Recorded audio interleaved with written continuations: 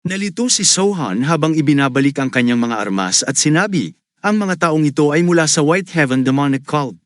Sinabi ni Sang, pero ginamit ng dalawang ito ang martial arts ng Orthodox faction.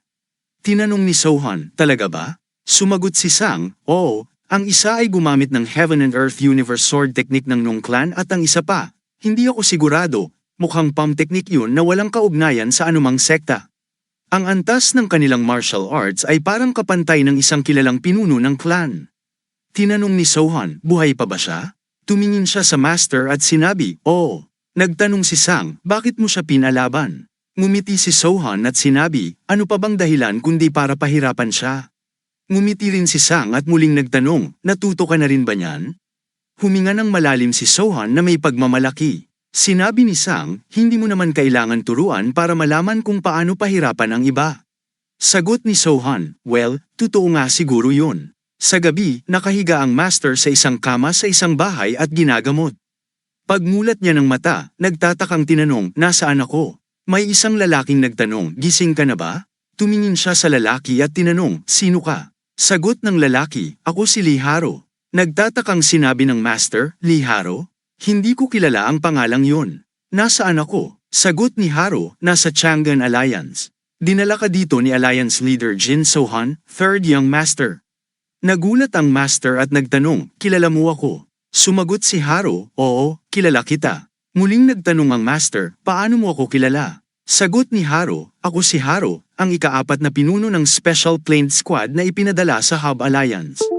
Galit na nagtanong ang master, bakit naririto ang squad? Pinagtaksilan mo ba ang aming kulto? Sagot ni Haro, ipinakiusap sa akin ni Alliance Leader Jin Sohan na dalhin ka sa kanya kapag nagising ka na. Galit na sinabi ng master, paano ako kikilos sa ganitong kalagayan? Bago pa niya matapos ang sinasabi, hinayla siya ni Haro sa kwelyo at itinayo. Galit na sinabi ng master, hindi mo ba alam kung sino ako? Tinitigan siya ni Haro at sinabi, tara na, sa dining hall, nakaupo ang lahat sa mga upuan sa paligid ng mesa at nagsilbing pagkain sa kanila. Nakaupo rin sina Sang at Sohan sa paligid ng mesa. Tumingin si Sohan sa kanila at sinabi, formal ko siyang ipakikilala, siya si Ael Sang, ang left guardian ng Mystic Lunar Alliance. Lahat ay tumingin sa kanya at naisip, siya si Ael Sang. Kailangan may plano siya. Sinabi ni Sohan, siya ang aking nakakataas, kaya magpakita kayo ng respeto. Tumayo ang lahat at nagtipo ng kanilang mga kamay at sabay-sabay na sinabi, pagbati sa left guardian Ael Sang. Tumayo si Sang at sinabi, ikinagagalak kong makilala kayo. Sinabi ni Sohan, maupo na kayo at mag-usap habang kumakain. Sumagot sila, opo, sir. At umupo sa kanilang mga upuan. Bumukas ang pinto at pumasok si Haro, hawak sa kwelyo ang master. Sinabi ni Sohan, dalhin mo siya rito at maupo ka rin. Sumagot si Haro, opo, sir. Tumingin ang lahat sa master at naisip, sino kaya siya? Inilapit ni Haro ang master sa mesa ni Sohan at pinaupo ito sa sopa, pagkatapos ay umupo siya sa tabi nito. Nakatitig ang master sa kanila nang may pagkalito. Binuhusan ni Sohan ng alak ang tasa at tumingin sa master na galit na sinabi, inumin mo ito. Sinabi mong gusto mong makipag-inuman sa akin. Sinabi ng master, Alliance Leader Jin, makipagkasundo tayo. Hindi nasasaktan ng White Heaven Demonic Cult ang Shangyi Unorthodox Faction o ang Chang'an. Lahat ay tumingin sa kanya. Nagulat ang lahat at naisip, White Heaven Demonic Cult. Siya'y mula sa White Heaven Demonic Cult. Patuloy na sinasabi ng master, hindi kami makikialam sa alinman sa mga rehiyon na pinamamahalaan mo. Dagdag pa rito, tatawagan ko ang aking mga tauhan upang magdala ng 1,000,000 nang dito. Isipin mo ito bilang kabayaran para sa buhay ko. Lahat ay tumingin sa kanya na gulat, 1,000,000 nang. Kinuha ni Sohan ang tasa mula sa mesa at ininom ito. Tinitigan siya ng master na nalilito. Muling nagbuhos si Sohan ng alak, at lahat ay ngumiti at naisip, syempre, hindi siya madaling mabibili ng pera. Tumingin sa kanya ang master at sinabi, hindi ba talaga tayo pwedeng magkasundo? Kung sa tingin mo hindi sapat ang 1,000,000, hihingi ako ng mas marami sa aking nakatatandang kapatid. Hindi sumagot si Sohan at muling ininom ang alak. Nalito ang master habang tinitignan si Sohan na muling ibinaba ang tasa sa mesa at tinanong, ano ang pangalan mo? Sumagot ang master, Ju Chanan. Muling nagbuhos ng alak si Sohan at tinanong, ikaw ba ang anak ng pinuno ng kulto? Sumagot si Chanan, oo. Muling nagtanong si Sohan, ilan ang kasalanan ng pinuno? Sumagot si Chanan, 3. Si Sohan ay tumingin kay Haro at sinabi, Haro. Sumagot si Haro, opo, Alliance Leader. Sinabi ni Sohan, sige, itanong mo sa kanya ang lahat ng kailangan kong malaman. Ibigay mo sa akin ang listahan ng mga pangalan ng mga elite na martial artist ng White Heaven Demonic Cult, ang kanilang mga ranggo, antas ng martial arts, at mga aktibidad. Alamin mo rin ang tungkol sa lakas ng kulto at kung may mga martial artist mula sa Orthodox faction na pumasok sa kulto. Gulat na tumingin si Chanan kay Haro. Sinabi ni Haro, opo, sir. Titingnan ko rin ang iba pang detalye maliban sa mga yon. Tumingin muli si Chanan kay Haro, na nagpatuloy, sa tingin ko, dapat din niyang malaman ang mga uri ng lason na ginagamit ng kulto, ang mga lunas, ang mga pampasabog, pati na rin kung saan itinatago ng kulto ang kanilang pera. Sigurado akong may mga mas advanced na impormasyon na tanging siya lamang bilang third young master ang nakakaalam. Gagawa ako ng mapa ng lokasyon ng kulto at kung paano makapasok doon. Nagpalakpak si Sohan at ngumiti, kahanga-hanga. Sinabi ni Haro, salamat po. Tumingin si Sohan kay Chanan at tinanong, Third Master, ano sa tingin mo? Hindi ba mahusay ang aking tauhan? Galit na tinignan ni Chanan si Sohan at inisip, buang. Bakit niya ako tinatanong ng ganyan? Sige lang, magsalita ka pa. Patay ka na pagdating ng mga kapatid ko. Tumingin si Sohan kay Chanan at tinanong muli, Third Young Master. Galit na tinignan ni Chanan si Sohan. Tumayo si Haro mula sa kanyang upuan, hinawakan si Chanan sa leeg, at itinapon ito palayo. Napasigaw si Chanan sa sakit. Tinanong ni Haro si Sohan, dapat ko pa ba siyang bugbugin? Narinig ito ni Chanan nang may pagkagulat. Uminom si Sohan ng alak at sinabi, tama na yan. Galit na naisip ni Chanan, mga demonyo kayo. Mamamatay kayong lahat sa pinakamasamang paraan. Tinawag ni Sohan si Haro. Sumagot si Haro, opo, Alliance Leader. Sinabi ni Sohan, pwede mo na siyang pahirapan, pero siguraduhin mong buhay pa rin siya kahit papaano. Ako na ang bahala sa pagpapagaling sa kanya, maniwala ka sa akin. Sagot ni Haro, opo, sir. Muling nagsalita si Sohan, kung sakaling mapatay mo siya, wala tayong magagawa. Hindi naman ako isang divine physician na kayang bumuhay ng patay. Dahil 3 ang anak ng pinuno, sigurado akong pwede tayong makahuli ng isa pa. Gulat na gulat si Chanan habang tinitignan si Sohan na tumayo. Tumingin si Sohan kay Chanan at sinabi, mag-enjoy ka, Third Young Master, at umalis kasama si Sang. Tinignan ni Chanan si Sohan habang papaalis ito. Sinundan siya ng lahat at umalis. Tumingin si Haro sa lupa. Galit na sinabi ni Chanan, ikaw, walang hiya. Tumingin sa kanya si Haro. Sabi ni Chanan, sobrang minamaliit mo ang kulto namin. Malakas na sinuntok ni Haro si Chanan sa mukha, at bumagsak ang dugo mula sa bibig nito. Sinabi ni Haro, Young Master, mag-isip ka naman. Akala mo ba nasa White Heaven Demonic Cult ka pa? Gulat na tinignan ni Chanan si Haro. Habang naglilinis ng tasa si Gusa, nakaupo naman si Sang sa kabilang upuan. Tumingin si Gusa kay Sang at naisip, ang walang hiya na ito, na wala siya kasama ang Alliance Leader at bumalik kasama siya. Espesyal ba siya? Tumingin si Sang kay Gusa ng pasulyap. Napayuko si Gusa at inisip, hindi ko alam kung ano ang ginagawa niya, pero amoy dugo siya. Muli siyang tumingin kay Sang at inisip, bakit siya nandito sa lugar na ito? Sana bigyan niya ako ng gawain. Tinawag ni Sang si Gusa at tinanong siya ni Gusa, bakit? Tiningnan siya ni Sang ng masama. Kinabahan si Gusa at sinabing, Sir? Sinabi ni Sang, Gusa. Galit na sumagot si Gusa, bakit mo ba ako lagi? Itinaas ni Sang ang kamay niya, at may malakas na bugso ng asul na enerhiya ang lumabas mula dito. Gulat na tinignan ni Gusa ang kamay ni Sang. Inihagis niya ang basahan at tasa, tumayo sa harap ni Sang, at agad na pinagsama ang mga kamay. Inim, anumang gusto mo, sabi ni Gusa. Sinabi ni Sang, magrekomenda ka ng tahimik na lugar kung saan ako pwedeng mag-ensayo. Mas gusto ko yung malapit lang at walang masyadong tao. Sumagot si Gusa, magandang tanong. May malawak na taniman ng tambo malapit sa Asher Plum Pavilion, malapit sa ilog. Halos walang tao doon, at malaki ang lugar, kaya tingin ko ay bagay na bagay yun. Kung puputulan mo lang ang ilang tambo, magiging maayos na. Sinabi ni Sang, ganun ba? Dagdag pa ni Gusa, kaunti lang naman ang mga customer ngayon. Gusto mo bang ako na ang magputol ng mga tambo? Tumayo si Sang at lumabas, nakangiti, ayos lang, sabi niya. Tinitigan ni Gusa ang likuran ni Sang nang nalilito. Habang tinitignan niya si Sang mula sa likod, sinabi ni Gusa, malapit ka sigurong kaibigan ni Alliance Leader Jin So-han. Tumalikod si Sang at tinanong si Gusa ng matalim, ako? Bakit naman ako magiging malapit sa kanya? Ngumiti si Gusa, ganun ba? Ako rin naman. Muling nagtanong si Sang ng galit, anong pinagsasabi mo? Bakit naman siya magiging malapit sa'yo? Sagot ni Gusa, isa ako sa mga mahalagang tao sa pagkakahuli ng sex demon at ako rin ang tumigil sa kanya. Ako rin ang tumanggap ng mga gantimpala para doon. At kung hindi mo alam, ako ang unang nakatagpo kay Alliance Leader Jin So-han sa Chang'an Unorthodox faction at unang binugbog niya. Tumingin si Sang kay Gusa ng masama at tinanong, ipinagmamalaki mo bang binugbog ka niya? Masayang sumagot si Gusa, oo. Napatingin si Sang kay Gusa na tila nagulat at tinanong, talaga? Sagot ni Gusa, lahat ng nakalaban ng Alliance Leader hanggang ngayon ay patay na, pati na ang Great Demon at ang Sex Demon. Pero ako, buhay pa.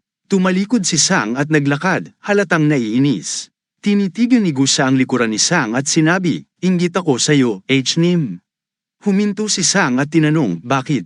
Sagot ni Gusa, mukhang nagkaroon ka ng mahalagang pag-uusap kasama si Alliance Leader Jin. Alam mo naman, mababa lang ang ranggo ko kaya hindi ko pa siya nakita. Napatingin si Sang kay Gusa at sinabi, sabihin mo na lang sa kanya na binabati ko siya kapag nakita mo ulit si Alliance Leader Jin. Malungkot na tumingin si Gusa at sumagot, sa tingin ko, hindi siya interesado sa iyo, pero sasabihin ko na rin. Masayang sinabi ni Gusa, salamat, H-Nim.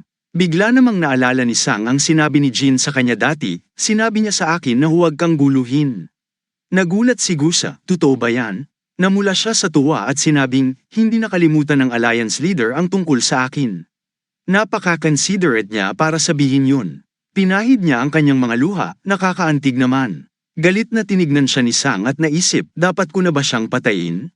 Biglang bumukas ang pinto ng restaurant, kaya napatingin si Sang. 3 lalaki ang pumasok, isang may pulang buhok, isang may kulay abong buhok, at isang may lilang buhok. Tumingin si Sang sa kanila habang naupo sila sa isang mesa. Tinanong ng lalaking may pulang buhok, ano ang masarap dito? Tumugon si Gusa, lahat ng pagkain dito ay masarap. Ang lalaking may kulay abong buhok ay tinignan si Gusa ng pasulyap at sinabing, nakakatawa ang punto ng pananalita mo. Huminga ng malalim si Gusa at naisip, mga walang hiya ito. Matapos pagmasdan ng mga bisita, tila may naalala siya at nagtanong, mga tagalabas kayo, hindi ba? Mukhang mula kayo sa Jianggu, saan kayo galing? Galit na tinignan siya ng 3. Mabilis na hinipo ni Gusa ang kanyang bigitay at ngumiti ng pilit, masyado bang matalim ang tanong ko? Lumalalim kasi ang talas ko araw-araw. Naisip ni Sang, para siyang tanga, pero hindi rin. Sinabi ng lalaking may kulay abong buhok, itigil mo na yang kalokohan at bigyan mo na lang kami ng inumin. Pumasok si Gusa sa kusina at sumagot, ibibigay ko ang inumin na gusto nyo. Tahimik na nag-isip ang lalaking may kulay abong buhok, gagamitin sana namin ang lugar na ito para magplano ng pagligtas sa Third Young Master, pero nakakaistorbo ang may-ari. Tapos, may isa pang kain na hinala dito. Tumingin si Gusa kay Sang mula sa pinto ng kusina at tinanong, H-Nim, gusto mo rin ba ng inumin? Sumagot si Sang, mamaya na ako iinom. Nagulat si Gusa, mamaya na? Sige, tinawag siya ni Sang, kaya tanong ni Gusa, yes. Sinabi ni Sang, manatili ka na lang dyan, huwag kang lalabas. Lumabas ang ulo ni Gusa mula sa pinto, litong tinignan si Sang, ngunit sinunod siya. Nilapitan ni Sang ang 3 lalaki at sinabing, gawin niyo na ang balak niyong gawin. Nagtaka ang lalaking may kulay abong buhok at hinugot ang kanyang espada. Inatake niya si Sang, pero mabilis itong sinalag ni Sang at napatalo ng espada ng lalaki mula sa kamay nito. Bumagsak ito sa lupa. Hinugot naman ng pulang buhok ang kanyang espada, pero hinawakan ni Sang ang mukha nito at malakas na binagsak sa lupa. Sinubukang umatake ng lalaking may lilang buhok, pero sigaw ni Gusa, H-Nim. Mabilis na sinalag ni Sang ang atake gamit ang kanyang kamay at ngumiti ng matalim. Parang hayop na nagmamasid sa biktima nito. Isang malakas na suntok ang ibinigay ni Sang sa mukha ng lalaking may lilang buhok, kaya tumilapo nito, nagkalat ang dugo, at bumangga ang kanyang katawan sa mesa bago bumagsak ng malakas. Nahulog pa ang espada ng lalaki sa bintana. Napinsala silang 3 ng isang malakas na suntok bawat isa. Nginitian ni Sang ang mga kalaban at sinabing, maligayang pagdating sa Unorthodox faction. Gulat na gulat si Gusa habang pinagmamasdan si Sang. Alam kong malakas siya, pero hindi ganito kalakas. Tumingin si Sang kay Gusa at sinabing, maghain ka na ng inumin ngayon. Sumagot si Gusa ng nagulat, oo. Habang nagsasalin si Go ng inumin kay Sang, nagtanong si Gusa, Nim, bakit mo sila pinatay? Hawak ni Sang ang bote at tumingin kay Gusa, saka tinanong, sino ba ang may pakialam? Naguluhan si Gusa sa sagot ni Sang, kaya ipinagpatuloy ni Sang, halata naman kung anong klaseng tao sila, pumasok sa isang walang laman na restaurant, ramdam na ramdam ang kanilang pagkauhaw sa dugo. Napatitig si Gusa sa kanya at biglang lumuhad sa harap ni Sang. Tumingin si Sang na parang nagtataka, at sinabi ni Gusa, iniligtas mo ang buhay ko. Habang umiinom si Sang mula sa tasa, tinanong niya, iniligtas. Sumagot si Gusa ng malakas, kung wala ka rito, patay na ako. Maraming salamat. Tinignan siya ni Sang at sinabing masungit, sobra na yan, tumayo ka na. Pero ngumiti si Gusa, kapag nadadala ang isang tao ng emosyon, di ba tama lang na medyo magpakita ng pasasalamat, Nim? Naguluhan si Sang sa kanyang sinabi pero naalala niya ang kanyang inuman kasama si Sohan, kaya ngumiti siya at nagsabi, sige na nga, hayaan mo ako na magbuhos naman sa'yo ngayon. Masayang sumagot si Gusa, oo, Nim. Samantala, sa kalagitnaan ng gabi, may mga lalaki na tahimik na naglalakad papasok sa gusali. Sila'y maraming bilang at may suot na mga belo, maingat na nagsusuri sa paligid. Tumingin sila sa hagdan at naisip, walang laman ang lahat ng palapag. Ang tanging lugar na hindi pa natin nasesuri ay ang ilalim ng gusali. Tara, pasukin natin ito. Nagsimula silang umakyat, ngunit bigla silang nakarinig ng ubo. Ang leader ng grupo ay nagbigay ng senadoryas na tumigil, iniisip, may tao rito. Hinugot niya ang kanyang espada, at sinundan siya ng iba pang mga kasama. May isang kwarto sa tapat ng hagdan, at mula roon ay narinig nila ang isang boses na nagsasabing, bumaba na kayo. Nagtaka sila, alam ba nila na nandito kami para iligtas ang Third Young Master? Pero kahit na, kung hindi namin siya mailigtas, tiyak na kamatayan ang naghihintay sa amin pagbalik. Nagtinginan sila sa isa't isa at nagsimulang maglakad pababa. Binuksan nila ang pinto at pumasok sa kwarto, kung saan nakita nila ang isang sugatang lalaki na nakahiga sa kama at sumisigaw sa sakit. Napatitig sila sa gulat, siya ba ang Third Young Master? Ang sugatang lalaki ay nababalutan ng mga benda. Isang boses mula sa likod ang narinig nila, kaya't agad silang tumalikod sa galit. Si Sohan ay nakaupo sa isang upuan, may mesa sa harap niya, at nagbabasa ng libro habang umiinom. Tumingin si Sohan sa kanila at sinabi, katatapos lang niya sa pinakamahirap na bahagi.